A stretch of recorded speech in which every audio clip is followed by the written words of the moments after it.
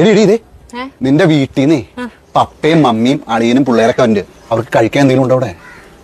ചേട്ടായുടെ വീട്ടിൽ നിന്ന് ആരെങ്കിലും വന്നു കഴിഞ്ഞാൽ അത് ഉണ്ടാക്കുക ഇത് ഉണ്ടാക്കുന്ന പറഞ്ഞാൽ എനിക്ക് പണി തരും. ഇന്ന് ചേട്ടായിക്ക് നല്ലൊരു പണി കൊടുത്തിട്ടേ കാര്യമുള്ളൂ.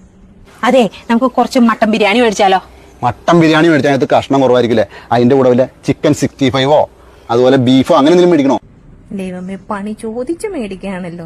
ചിക്കൻ 65 മേടിക്കാം, പിന്നെ കുറച്ച് ബീഫും മേടിക്കാം, പിന്നീടല്ലോ കുറച്ച് മീൻ പൊള്ളിച്ചതും മേടിച്ചാലോ? ഈ പിള്ളേര് ഇതൊക്കെ കഴിക്കൂടി? പിള്ളേര് ബിരിയാണി ഇതൊന്നും കഴിക്കില്ല. നമുക്ക് പിള്ളേർക്ക് ചിക്കൻ നൂഡിൽസ് മേടിക്കാം. ചിക്കൻ നൂഡിൽസ് മേടിക്കാം. പിന്നെ പിള്ളേർക്ക് ഐസ്ക്രീം ഭയങ്കര ഇഷ്ടമായിരിക്കില്ല, അത് മേടിക്കണ്ടേ?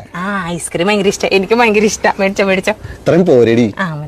അളിയാ കേട്ടില്ലേ? ഈ പറഞ്ഞതൊക്കെ വരുമ്പോ മേടിച്ചോണ്ട് വരാട്ടോ. ഏതളിയൻ? നിന്റെ ആങ്ങള, അതായത് എന്റെ അളിയൻ.